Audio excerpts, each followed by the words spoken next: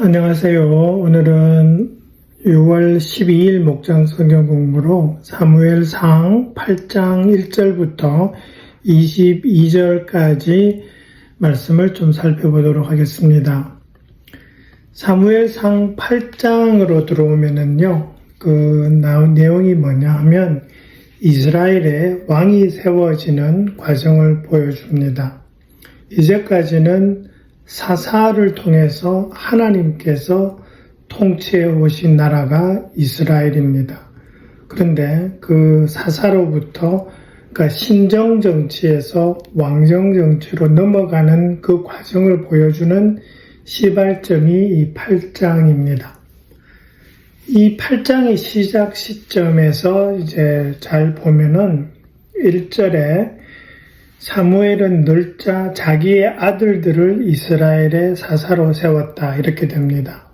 그래서 7장 끝이 그 미스바 전투로 마무리되죠. 그러면서 하나님께서 여기까지 우리를 인도하셨다라고 말씀하는 에벤에셀이 나오고, 그때로부터 정확하게 어느 정도 시간이 지났는지는 모르지만 사무엘이 늙었고 이제 자기가 사사에서 물러나고 아들을 세웠습니다. 근데 이제 보통 일반적으로 짐작하는 것은 그때로부터 한 20년 정도가 지난 것이 아닌가. 그래서 사무엘이 한 65세 정도 된 그때쯤일 것으로 이렇게 추측하는 그런 책들이 좀 있습니다. 그러면서 3절에 보면은 그러니까 1절부터 3절까지는 이제 사무엘의 아들에 대한 내용이 나왔죠. 근데 이제 그 두 아들이 뭔가 그 아버지만큼 그렇게 행실이 바르지 못했습니다. 그것을 짐작할 수 있는 내용들이 이제 3절까지 나오는데요. 그 아들들의 이름과 그들의 행실에 대해 어떤 문제점을 좀 찾아보세요라는 것이 질문인데, 2절에 보면 아들이 요엘과 아비야입니다. 그죠? 그리고 그 사람들을 사사로 세웠어요. 그런데 3절에 보시면 아버지의 길을 따라 살지 않았어요. 돈벌이에만 정신이 팔려서 뇌물을 받고 치우치게 재판을 했다고 그렇게 나와 있습니다. 그러니까 사사의 많은 그 역할 중에 하나가 재판을 진행하는 건데, 재판은 분명히 공정하게 돼야 되는데 이 아들들이 그렇지 못했다라는 거죠. 그러면 이 뇌물을 받고 재판을 치우치게 한 이 문제가 어디에서부터 이제 언급이 되냐 하면 신명기 16장 19절에 보면은 분명히 하나님께서 말씀하신 대목이 있습니다. 그 대목에서 이렇게 말씀합니다. 당신들은 재판에서 공정성을 잃어서도 안 되고 사람의 얼굴을 보아주어서도 안 되며 재판관이 뇌물을 받아서도 안 됩니다. 뇌물은 지혜 있는 사람의 눈을 어둡게 하고 죄 없는 사람을 죄인으로 만듭니다. 그렇게 분명히 하나님께서 말씀하셨습니다. 근데 이 말씀을 그대로 거역하면서 이제 사무엘의 아들들이 그렇게 행동했다라는 거죠. 그것이 이제 문제가 되고 있고요.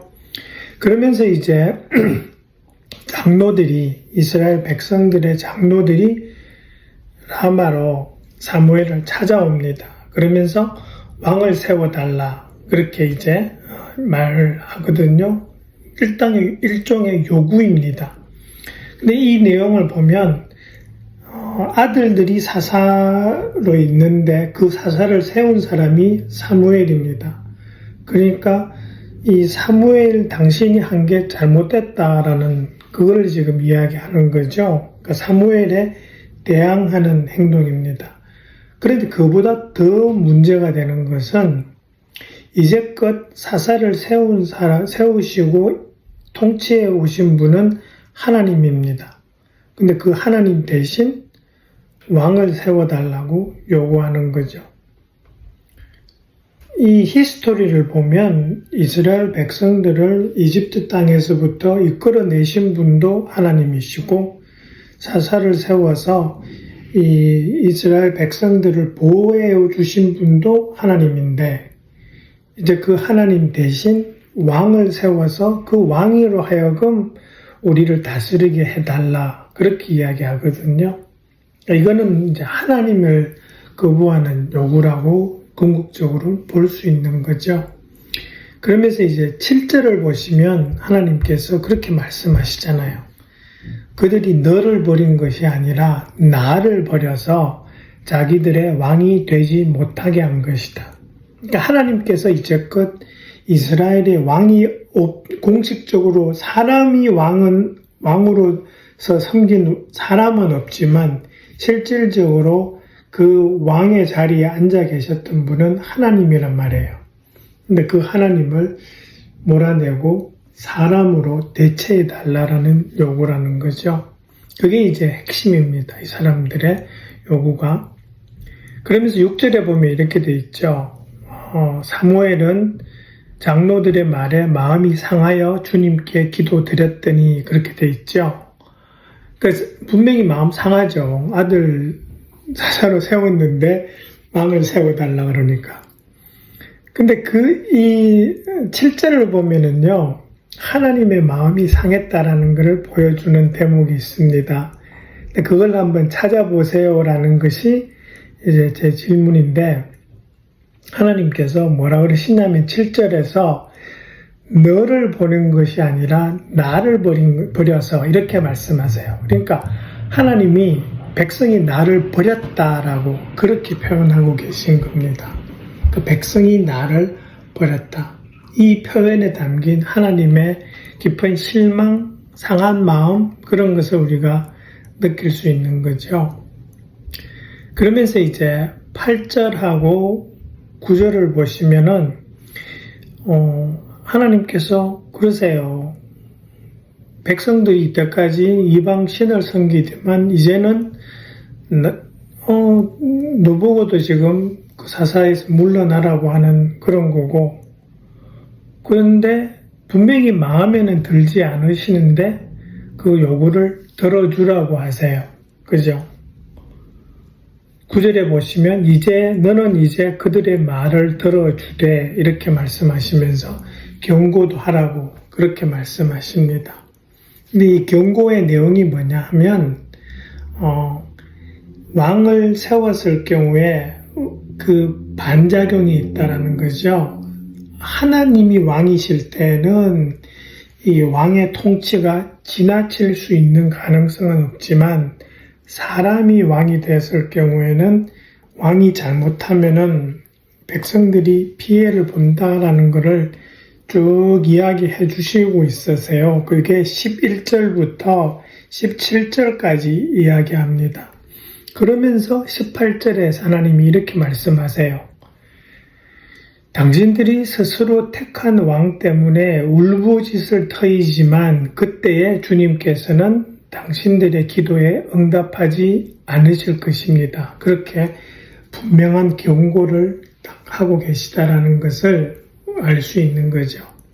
그러니까 여기서 우리가 알 수 있는 게 뭐냐 하면 우리가 하나님한테 어떤 요구를 하고 기도하고 간구했을 때 때로는 하나님께서 그게 마음에 들지 않으시지만은 허락하시는 대목이 있을 수 있다라는 겁니다. 그리고 그 책임은 그 반대급부로 오는 일의 결과는 네가 책임져야 된다라는 것을 하나님께서 이렇게 인다이렉트리 말씀하고 계시다라는 것을 알 수 있고요. 9절에 가시면은 그 경고 중에 경고를 하는 내용에 그 경고를 딱 그 포괄적으로 설명하는 단어가 나오는데 그것이 왕의 권한이라는 표현입니다. 이 왕의 권한이라는 것은 가장 이상적인 것은 왕이 마땅히 가져야 하는 권리 그리고 왕이 마땅히 처신해야 되는 방법을 의미합니다. 그죠? 왕의 권한, 그 바운드리가 있고 가이드라인이 있죠. 그러면서 이제 11절부터 왕이 어떤 권한을 가지는지를 쭉 설명해요. 근데 잘 읽어보면 이 왕의 권한의 이면에 있는 의미가 있는 거죠. 그러니까 왕의 권한이 남용되었을 때 부작용이 있다라는 것을 은연중에 계속 내포하면서 11절부터 17절이 이렇게 진행되고 있는 것을 볼 수 있습니다. 그러면서 왕의 권한에 있어서 가장 먼저 나오는 것이 뭐냐 하면은 병거가 언급됩니다. 이 병거는 왕의 군대를 상징하는 겁니다. 그죠? 그리고 사무엘 하나, 열왕기를 이렇게 보시면 다윗 왕 그리고 솔로몬 왕이 병거를 가지고 있었다라는 것을 나타내는 대목들이 있습니다. 그래서 왕의 군대가 있죠. 그러면서 이제 12절에서 천부장 또 50부장 이런 것을 임명한다라고 하는데 이거는 군대의 편성 단위입니다. 그죠? 여기서 우리가 알 수 있는 것은 왕정 정치에 있어서 왕의 군대를 구성하고 유지하는 것이 큰 비중을 차지한다라는 것을 이제 11절, 12절이 보여주고 있는 거죠. 그러면서 13절에서부터 보시면은 내용 중에 그런 내용이 나옵니다. 왕의 그 생활을 유지하는 데 필요한 것들이 나와요. 근데 어떤 것은 필수적인 부분이고요. 어떤 부분은 편리함이나 사치로 흐를 수 있는 그런 부분들이 나옵니다. 예를 들어서 13절 같은 경우에 향유를 만들고 요리도 시키고 빵도 굽게 하고 이 부분은 그 생활에 있어서 필수적인 부분입니다. 그죠? 이 부분에 대해서는 그렇게 문제가 될 것은 없어요. 근데 잘 보시면 14절부터 보시면은 밭과 포도원과 올리브 밭에서 가장 좋은 것을 가져다가 왕의 신하들에게 줄 것이며 이렇게 돼 있죠.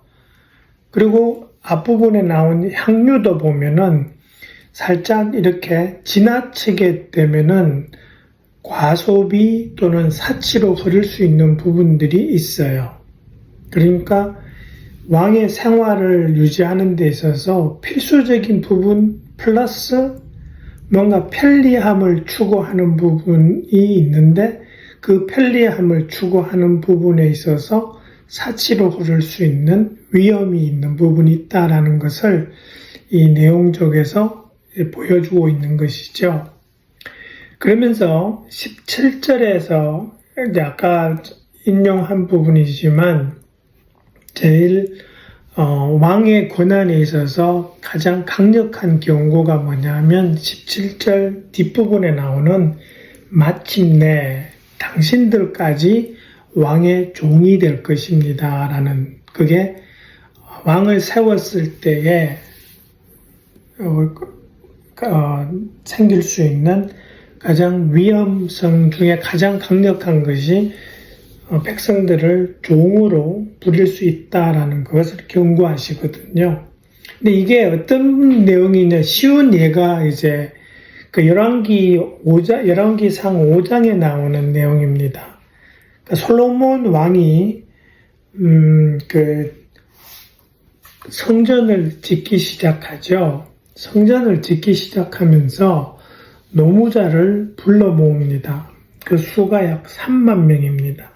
그러니까 한 달에 10,000명씩 레바논으로 보내서 한 달은 그 레바논에서 일하고 2달은 본국에서 일하고 그리고 이제 그 짐 운반하는 사람 7만 명, 뭐 채석하는 사람 8만 명 보시면 거의 한 18만 명에 가까운 사람들이 노무자로 일합니다. 그죠? 그리고 이 중에 대부분은 사실은 이스라엘 백성이 아니라 이스라엘에 빌붙어 살던 가나안 이방 사람들이었습니다. 그렇지만은 그들도 이 이스라엘 나라의 그 구성원이었기 때문에 그 중에 이제 왕이 강제적으로 이렇게 모아서 일을 시킨 거죠.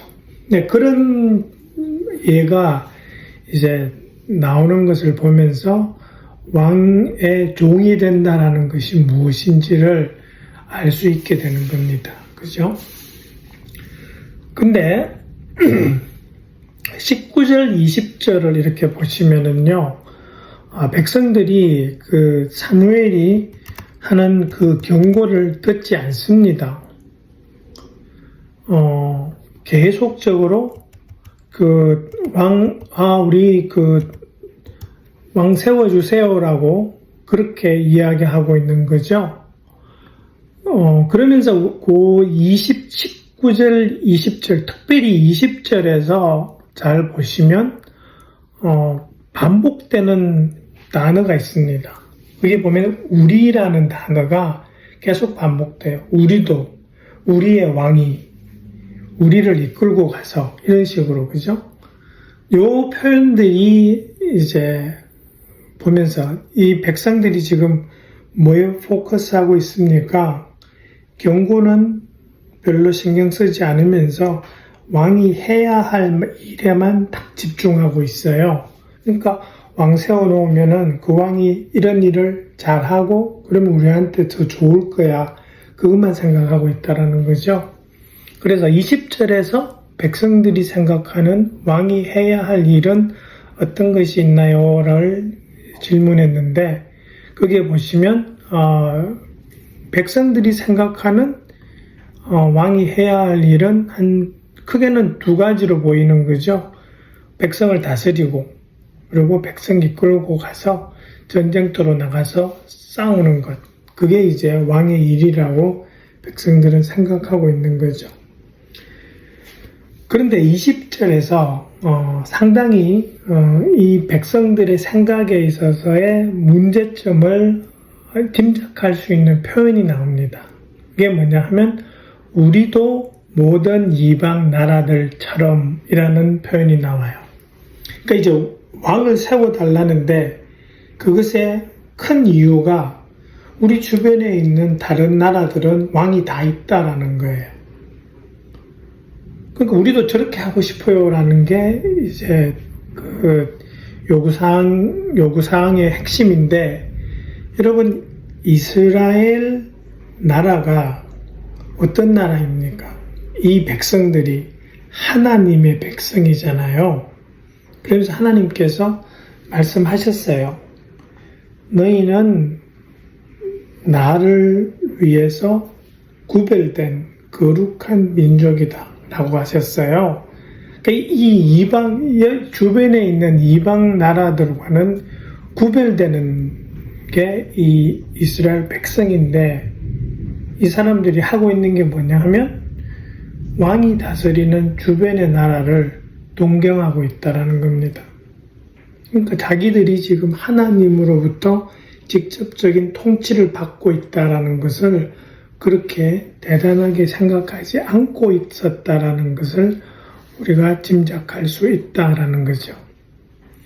그러면서 22절이 마지막 절인데 하나님께서 사무엘에게 말씀하세요. 너는 그들의 말을 받아들여서 그들에게 왕을 세워주어라. 그렇게 하세요. 그래서 이 사무엘이 이 말씀을 따라서 처음에는 사울을 세우고 그 다음에는 다윗을 세우죠. 하나님께서 이 요구를 기뻐하신 것은 아닙니다. 그럼에도 불구하고 받아들이시고 왕을 세워주라고 하시는 것을 우리가 볼 수 있는 겁니다. 그죠? 그러면서 이제 우리가 알 수 있는 것은 하나님은 다 아시는 분이기 때문에 이때부터 하나님께서 다윗을 왕으로 세울 것을 생각하고 계획하고 계셨다라는 것을 우리가 짐작할 수 있다라는 것이죠. 네, 그렇게 해서 오늘은 사무엘상 8장을 여러분과 함께 살펴보았습니다. 잘 공부해 보시고 목장 식구들에게 나누어 주시면 감사하겠습니다. 네, 수고해 주세요. 감사합니다.